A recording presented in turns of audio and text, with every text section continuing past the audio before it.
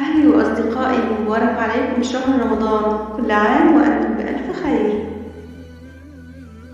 بنفحات الإيمان وآيات القرآن وبذكر الرحمن وبالصلاة والسلام على خير الأنام، وهنئكم بقدوم شهر رمضان المبارك.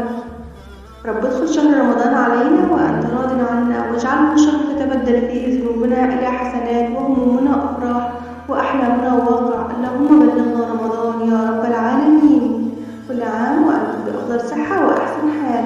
اللهم بلغنا رمضان بلوغا يغير حالنا إلى أحسنه ويهذب نفوسنا ويطهر قلوبنا، بلوغ رحمة ومغفرة. دعائي لكم أن يديم الله السعادة في قلوبكم، وأن يبعد الله كل هم وحزن في قلوبكم، وأن يحفظكم الله بحفظه يا رب العالمين، وأن يتقبل الله صيامكم وقيامكم ودعائكم، وأن يجعلنا الله وإياكم من الفائزين بالرحمة والمغفرة والعتق من النار. اللهم آمين يا رب العالمين.